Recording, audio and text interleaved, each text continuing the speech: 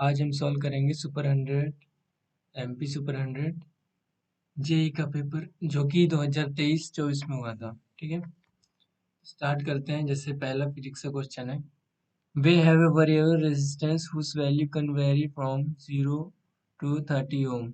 ठीक है, हमारे पास एक परिवर्तनीय प्रतिरोध है जिसका मान 0 से 30 ओम तक बदलता है।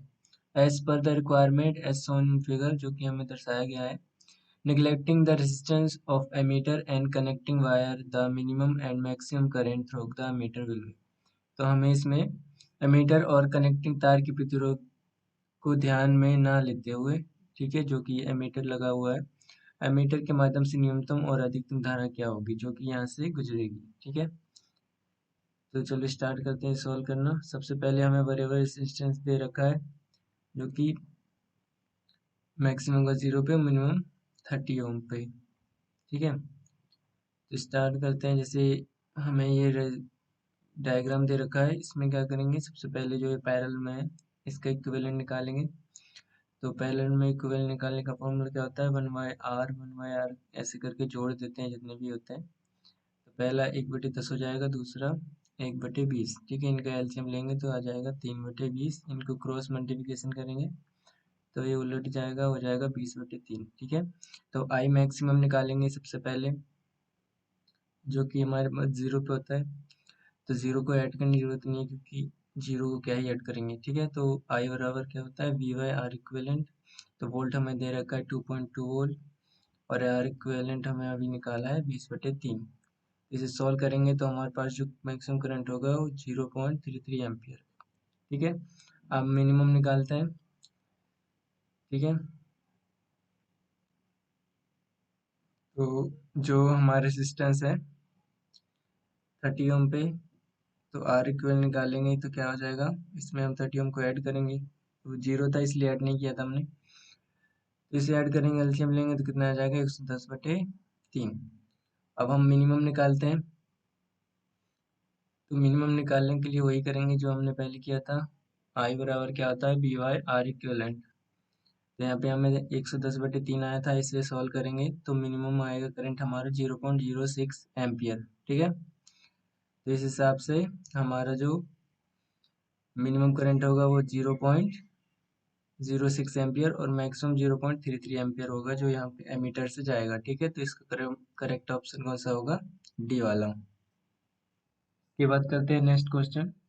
क्वेश्चन है कि an object of height 2 centimetre is place on the principal axis of concave mirror at a distance of 12 centimetre from the pole. मतलब है कि 2 सेंटीमीटर ऊंचाई वाली एक वस्तु है जो अवतल दर्पण के मुख्य अक्ष पर ध्रुव से 12 सेंटीमीटर की दूरी पर रखी गई है। ठीक है, if the image inverted real and 5 centimetre in height. ठीक है, यदि प्रतिबिंब उल्टा है, वास्तविक है और ऊंचाई में 5 सेंटीमीटर है, तो प्रतिबिंब की दूरी और दर्पण की फोकस दूरी होगी। ठीक है, तो location of the image and focal length of the mirror respectively are. तो ये हमें निकालना है। सबसे पहले तो height of object H O इसे मान लेते हैं, तो +2 सेंटीमीटर, क्योंकि ऊपर की तरफ है वो लेफ्ट साइड है। ठीक है, सेकेंड हाइट ऑफ इमेज, जो हमें इमेज बन रही है वो नीचे की साइड है, इन्वर्टेड है और लेफ्ट साइड है, इसलिए क्या करेंगे, इसे माइनस मिलेंगे। और डिस्टेंस ऑफ ऑब्जेक्ट इसे ही माइनस मिलेंगे, सेम रीजन। ठीक है, तो इसे u मानते हैं हम। तो अब हमें मैग्निफिकेशन लगाएंगे। इसका फॉर्मूला क्या होता है, हाइट ऑफ ऑब्जेक्ट अपॉन में हाइट ऑफ इमेज, इसे हम क्या लिख सकते हैं, -v/u। ठीक है, तो जैसे इसे डायग्राम समझते हैं। जैसे हमने यहाँ पे एक ऑब्जेक्ट रखा तो वो स्ट्रेट लाइन से जाएगा और फोकस से रिफ्लेक्ट होगा। ठीक है, तो इसका इमेज सी पे बनेगा, सेंटर ऑफ कर्वेचर। ऐसे ही अगर कोई रे जो है पोल पे जाती है तो जितने एंगल से इंसिडेंट करती है, रिफ्लेक्टेड भी उतने ही एंगल से होती है। तो इसका हाइट 2 सेंटीमीटर है, डिस्टेंस -12 सेंटीमीटर हो गया और हाइट ऑफ इमेज है -5 सेंटीमीटर। ठीक है, इसे पुट कर देंगे इस फॉर्मूले में। इसे क्रॉस मल्टीप्लिकेशन करेंगे तो कितना हो जाएगा, माइनस का 2v अपन माइनस माइनस प्लस, तो 60। v की वैल्यू 2 से डिवाइड करेंगे तो कितना आ जाएगा, -30 सेंटीमीटर। तो हाइट, तो हमारे पास जो डिस्टेंस ऑफ इमेज है वो कितना आ गया, -30 सेंटीमीटर। तो एक पार्ट हो गया।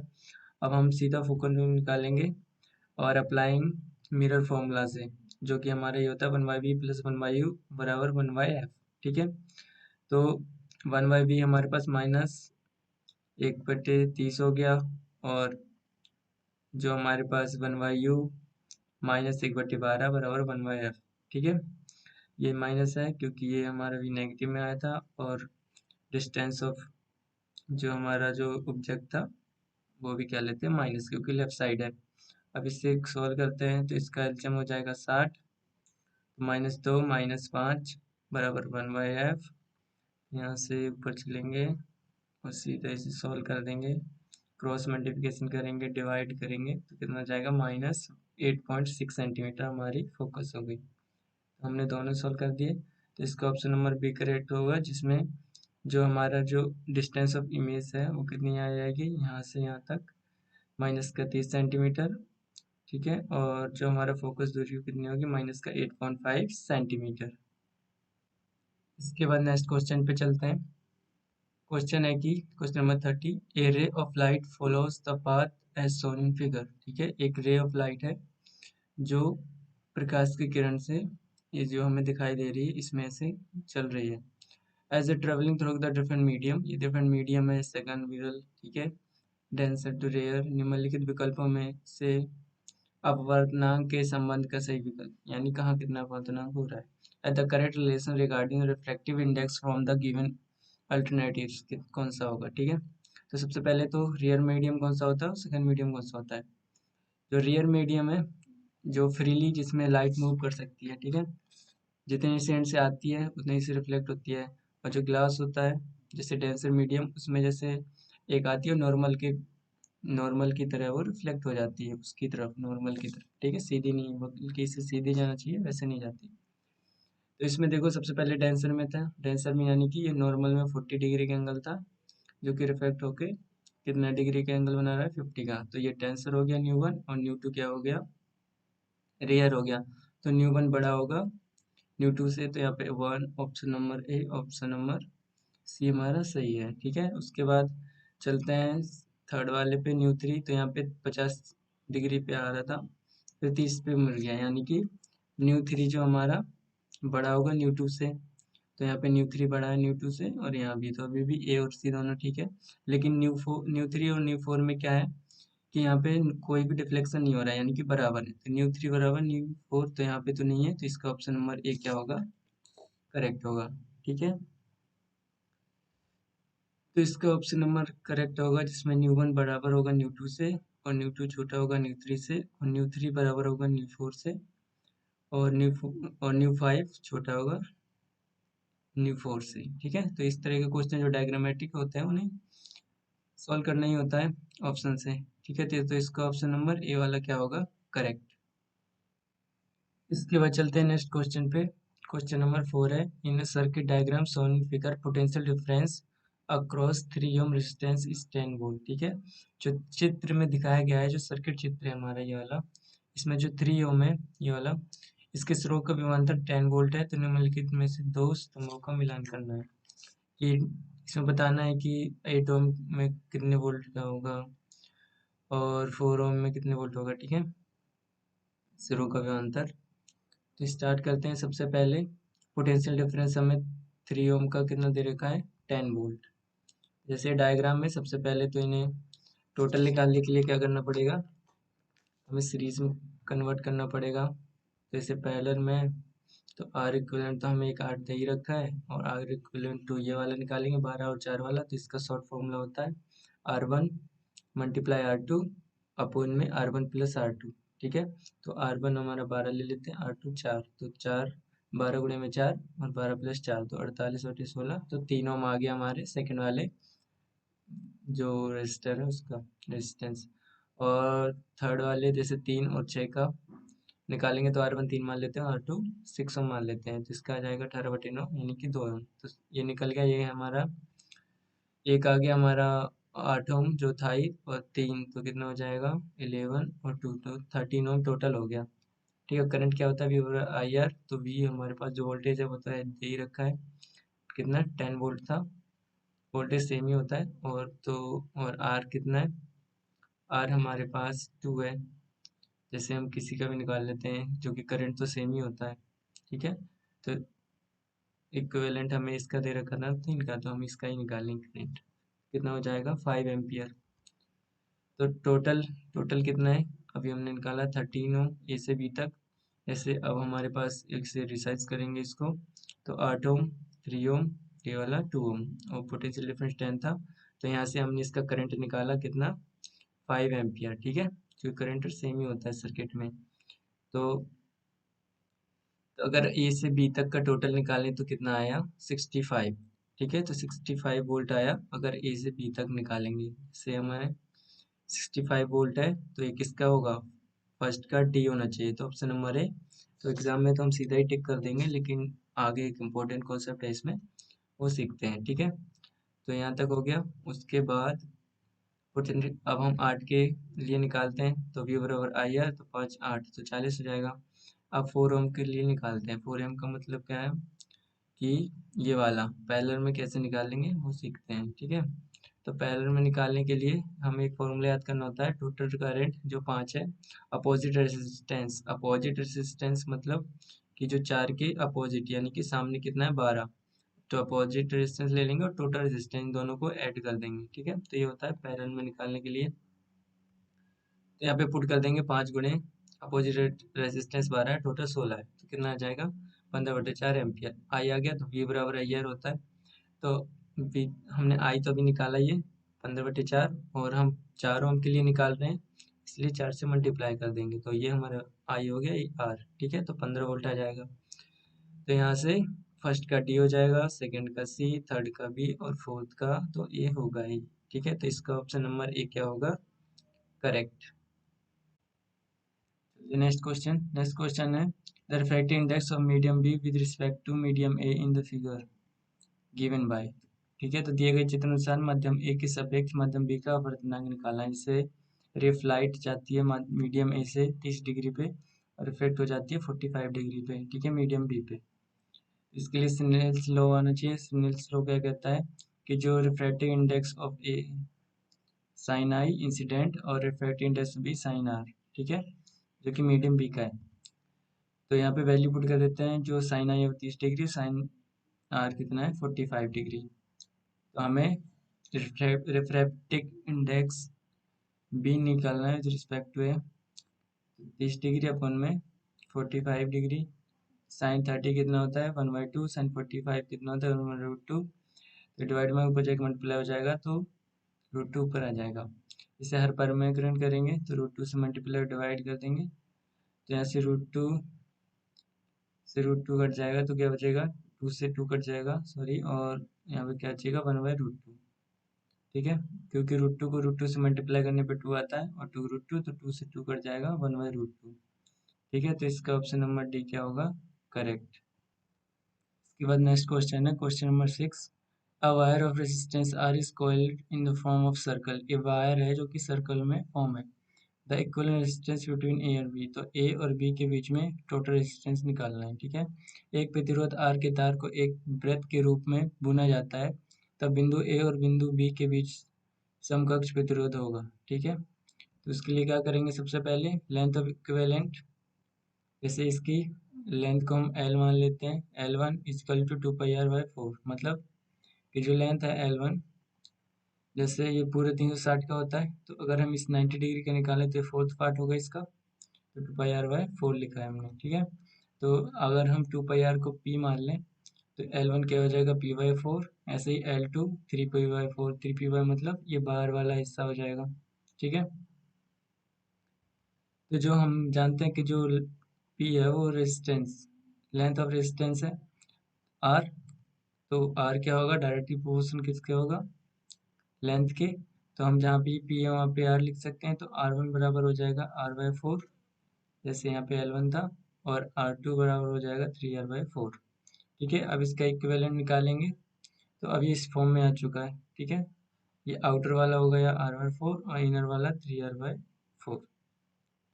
अब आगे करते हैं, तो टोटल रेजिस्टेंस निकालेंगे, तो 1/r1 प्लस 1/r2 तो 4/r प्लस 4/3r, इसको एलसीएम लेंगे सॉल्व करेंगे तो कितना जाएगा 16/3r।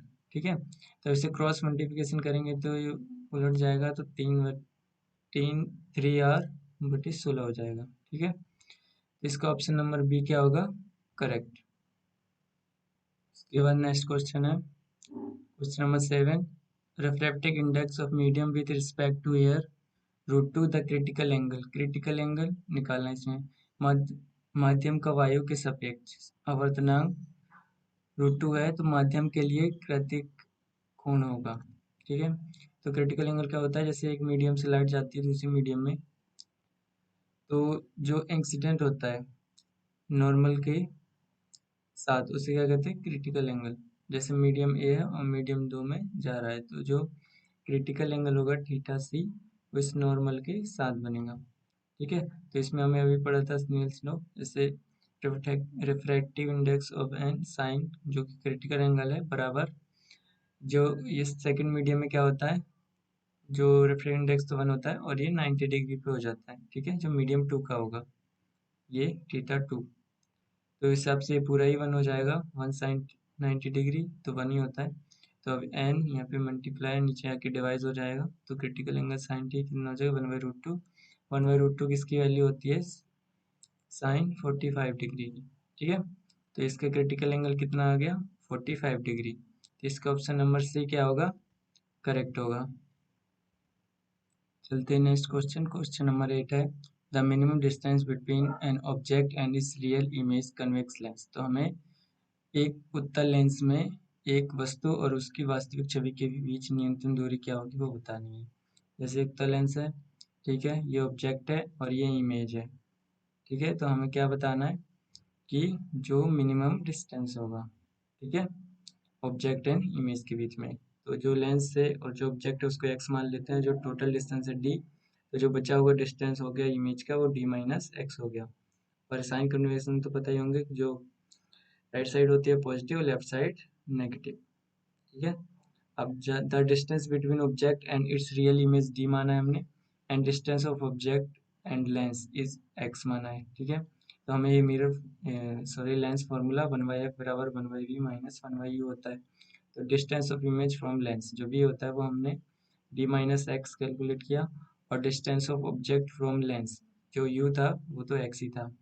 ठीक है, तो अब लेंस के फॉर्मूले में से पुट कर देंगे, तो जो हमारा v था वहाँ पे क्या पुट करेंगे, v इजकल टू d-x और माइनस u की जगह पे माइनस का x, क्योंकि ये लेफ्ट साइड है, तो इसे पुट कर देंगे। ठीक है, तो माइनस और माइनस x प्लस हो जाएगा, तो इसे एलसीएम लेंगे तो x इंटू में d-x, तो ये हो जाएगा हमारा x प्लस d-x, x से x कट जाएगा तो यह क्या बचेगा, d अपॉन में x इंटू में d-x। ठीक है, इसे क्रॉस मल्टीप्लिकेशन करेंगे तो ये क्वाड्रिक इक्वेशन बन जाएगी कि x dx minus x square बराबर एफ डी। ठीक है, एफ डी के साइड ले जाएंगे दोनों को राइट साइड, तो क्या हो जाएगा x square minus D x plus F D बराबर 0। तो क्वाड्रिक इक्वेशन कैसे सोल्व करते हैं हम, minus B plus minus root under D square minus 4ac one में 2a। तो हमें, तो हमारे पास d और b की जगह d है।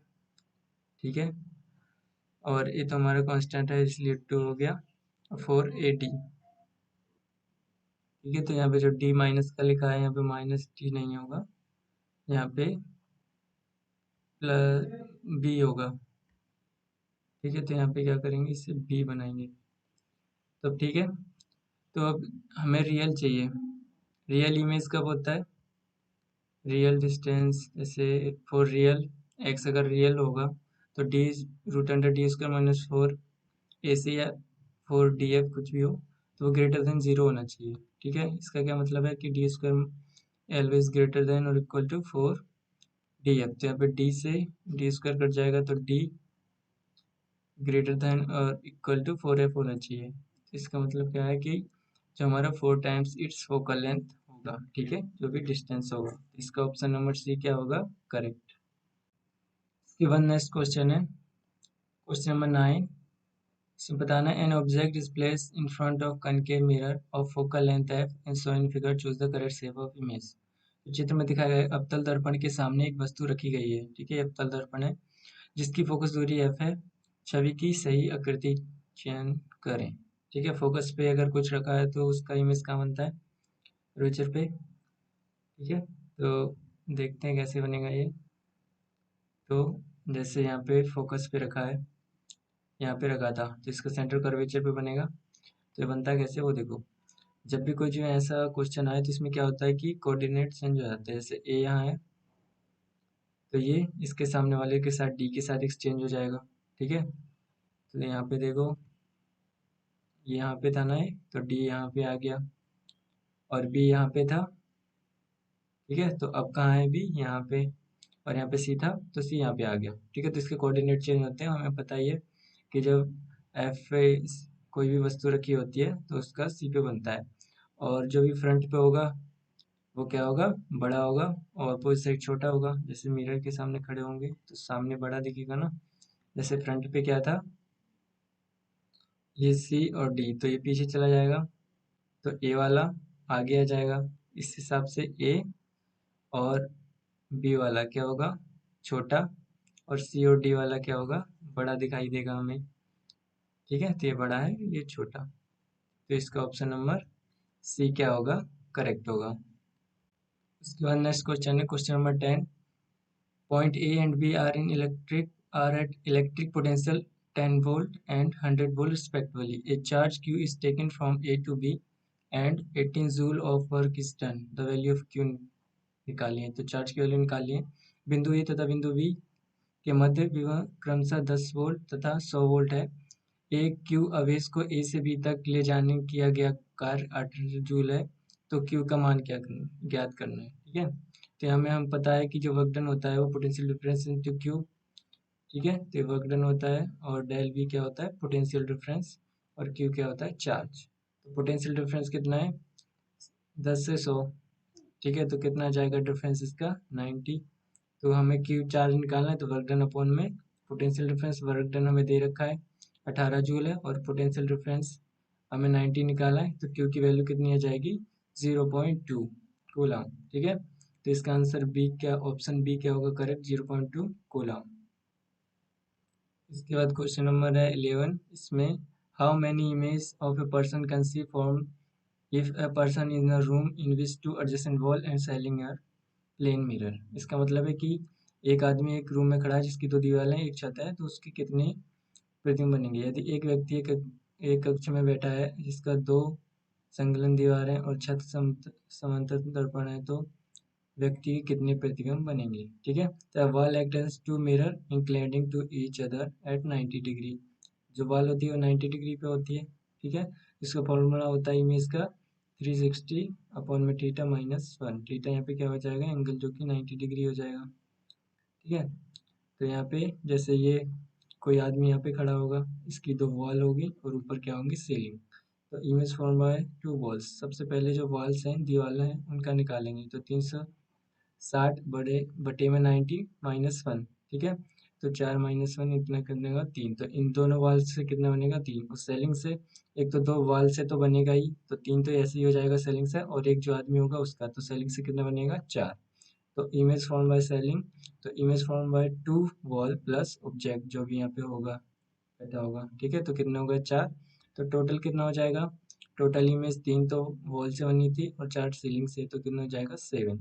तो इसका ऑप्शन नंबर डी 7 क्या होगा, करेक्ट।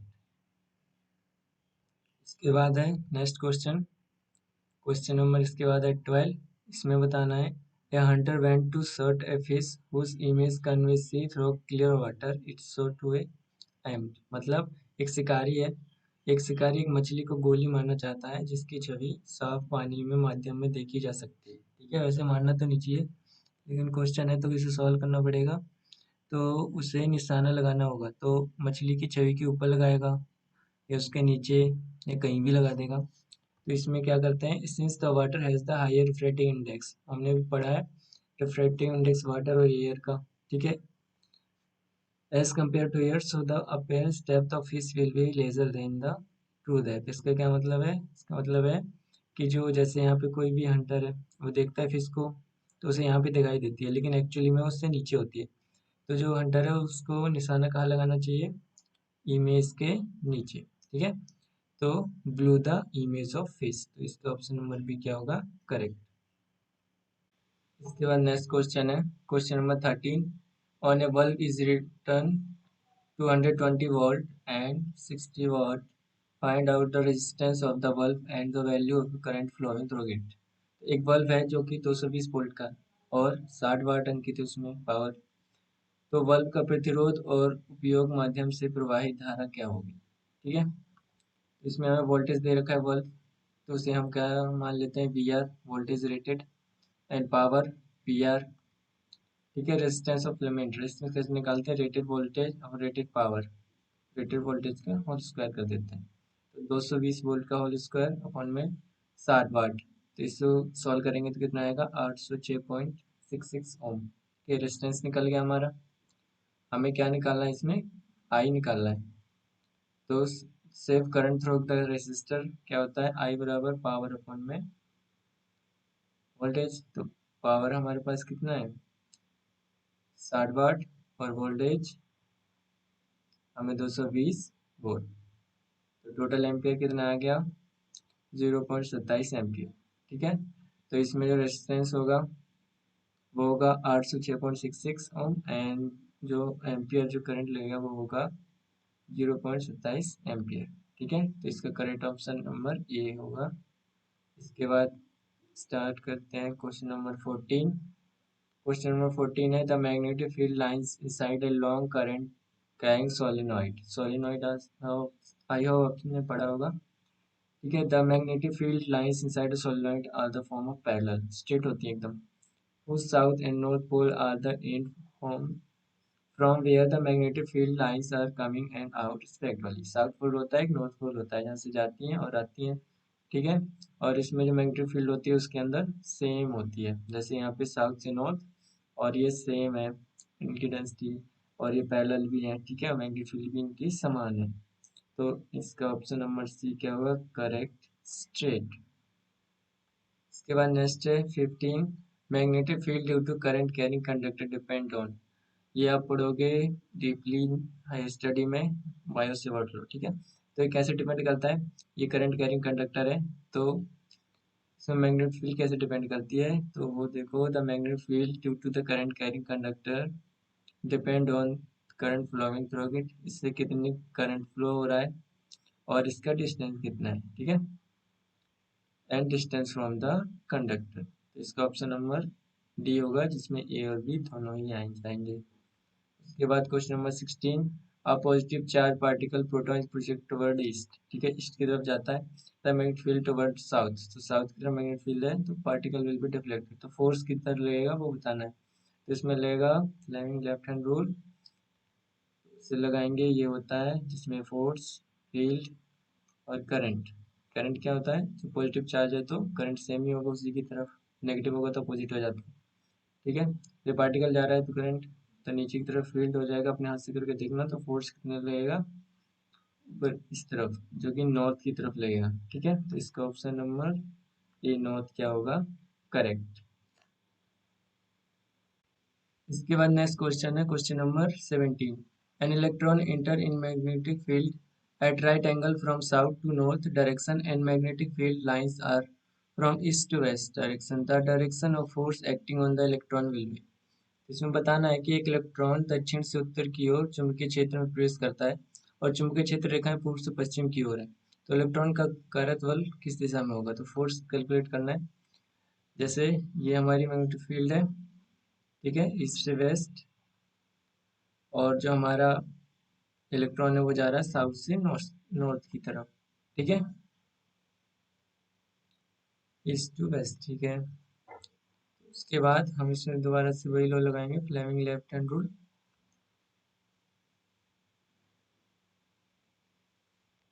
इसमें हमारी मैग्नेटिक फील्ड है ईस्ट से वेस्ट की तरफ, ठीक है, और जो करंट है, ये इलेक्ट्रॉन है तो करंट इसके अपोजिट साइड होगा, तो नीचे की साइड, ठीक है।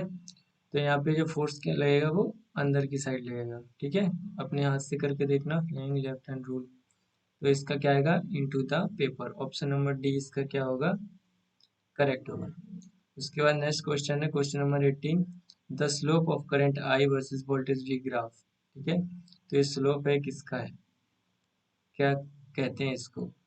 ठीक है, तो इसमें the through the conductor between two points directly proportional to the voltage. ठीक है, जो कंडक्टर बिटवीन टू वोल्ट है वो डायरेक्टली किससे प्रोपोर्शनल है, वोल्टेज के।